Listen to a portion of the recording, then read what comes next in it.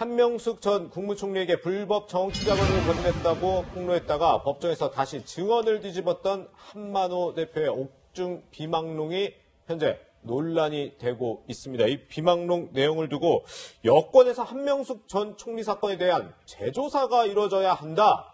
이런 목소리가 나오고 있어서 이게 뒤집기를 시도하는 거 아니냐 이런 얘기도 나오는데 우선 변호사님 좀 간단하게 한명숙 전 총리 재판이 어떤 내용이었고 한만호 대표의 비망록은 왜 논란이 좀 간단하게 좀 정리가 가능할까요? 한신건영 대표가 한만호 대표입니다. 한 전 총리에게 정치자금으로 9억 원을 수수하고 돈을 건넸다라는 혐의로 수사가 이루어지고 기소까지 돼서 대법원에서 최종 유죄이다. 2년 실형이 확정이 돼서 실제로 복역을 했었습니다.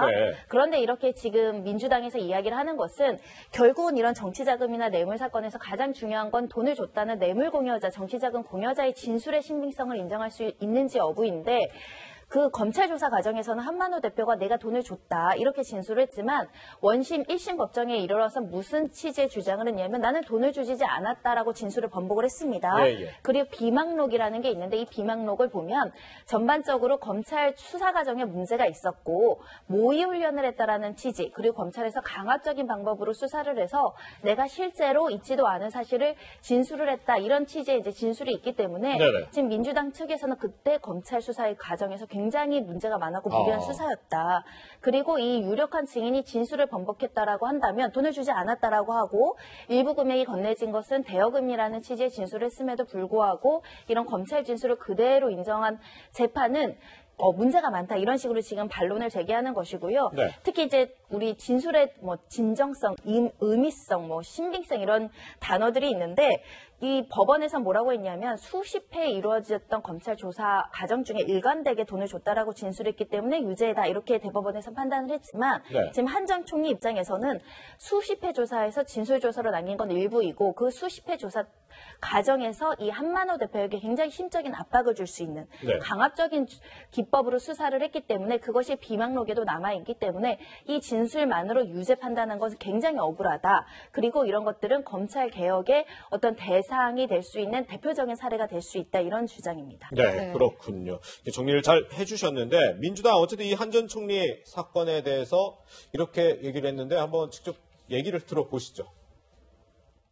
비망록에는 당시 검찰이 어떻게 거짓 진술을 강요하고 겁박했는지 낱낱이 열거되어 있습니다. 1200페이지에 달하는 방대하고 세밀한 기록이 소설일 수는 없습니다. 이 모든 정황은 한명숙 전 총리가 검찰의 강압수사와 사법농단의 피해자임을 가리킵니다. 검찰은 한 사람의 인생과 명예를 무참하게 짓밟았습니다. 법무부와 검찰에 요구합니다. 부처와 기관의 명예를 걸고 스스로 진실을 밝히는 일에 즉시 착수하기 바랍니다.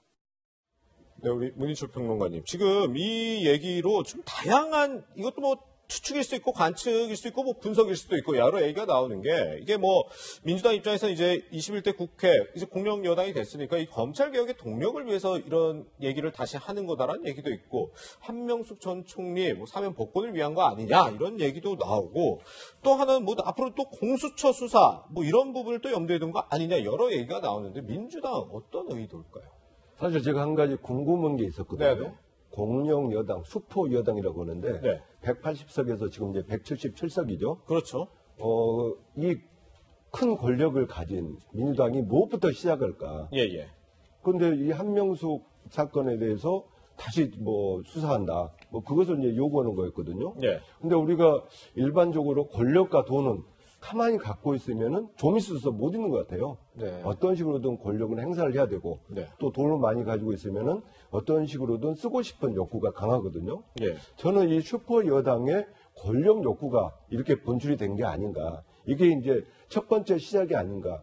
이제 사법농단을 들고 왔거든요. 그리고 한명숙 전 총리를 가지고 왔었는데 결국 또 적폐청산이니 과거사 문제니 지금 4년차, 집권 4년차인데 결국 또 이러한 걸로 소일거리 하는 게 아닌가.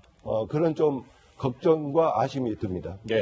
그런데 이런 민주당의 재조사 요구에 대해서 법무부 장관과 법원 행정처장의 입장은 조금 다른 것 같습니다. 직접 들어보시죠. 어떤 문제가 있는지 없는지 그런 구체적인 정밀한 조사가 있을 필요가 있다라는 점을 충분히 공감하고 있습니다. 확정 재판과 관련해서 말씀드릴 수 있는 것은 의혹 제기는 증거가 될 수가 없습니다. 그래서 의혹 제기만으로 과거의 재판이 잘못됐다는 식으로 이렇게 비춰질까 염려가 된다는 점을 말씀드립니다. 네, 다소 좀 엇갈리는 듯한 얘기를 했는데 가장 궁금한 부분이 이 부분이에요. 비망록이 사실 재판에서 이미 증거로 채택이 됐다. 그리고 이미 재판 과정에서 논의가 된 거고, 그리고 결론적으로 대법관 13명 전원 유죄 의견으로 확정 판결이 난 사안이에요. 재심이 가능합니까?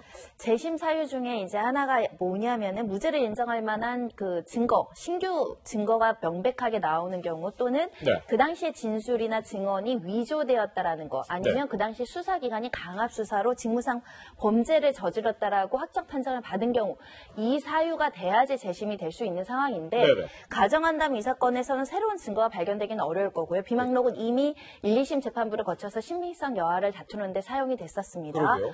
더군다나 한만호 대표는 지금 또 돌아가신 상황이라서 진술을 할 수도 없는 상황이고요. 그렇다고 한다면 그 당시 수사를 했던 검사팀이 실제로 우리가 강압 수사를 했고 이 지금 공여자에 대해서 진술을 압박해유해서 허위 진술을 받아냈다. 이런 증언이나 내부 고발이나 이런 것들이 없는 상황에서는 사실상 어렵다라고 보실 수밖에 없는 것이고요. 1심에서 무죄가 나오고 2심에서 유죄가 나왔던 사건들을 피고인들을 만나보면 억울해하긴 합니다. 특히 1심에서 유죄가 나오고 항소심에서 무죄가 나오면 대법원에서 무죄로 갈 가능성이 많은데 보통 대법원에서는 원심의 사실관계를 확정한 다음에 법리적인 판단을 하기 때문에 항소심에서 유죄가 나오면 대법원에서도 유죄 나올 가능성이 많아지거든요. 그러니까 억울한 측면은 있겠지만 억울하다고 해서 재판이 모두 잘못됐다라고 단정하기도 어렵고 더군다나 현재 우리 사법부의 법치주의 원칙상 재심 사유가 있어야 재심을 할 수 있는 것이거든요. 그런 측면에서는 절차로서 이 문제를 해결해야 되지 않을까라는 생각이 들고요. 다만 이런 점은 있습니다. 만약에 비망록에 관련된 부분들이 일부라도 사실이라고 한다면 이거는 검찰 수사가 굉장히 무리했다라는 거거든요. 문제가 있었다라는 것이고 그 부분은 확인해서 우리가 다시는 이런 가오를 저지르지 않기 위한 내부의 자성의 목소리, 검찰 개혁의 목소리 나올 수 있지 않을까 생각이 들고요. 이 사건이 벌써 10년 가까이 전에 발생한 사건이기 때문에 또 지금의 검찰 수사와는 좀 다를 수 있습니다. 그런 측면에서는 실제로 이런 무리한 수사가 있었는지 강압적인 모의 훈련이 있었는지 여부는 확인할 수 있지 않을까 합니다. 네, 뭐 재심이나 재조사 여부는 좀 지켜봐야 할 것 같은데요. 한명숙 전 총리의 뇌물수수 사건 재조사 관련 이야기까지 나눠봤습니다.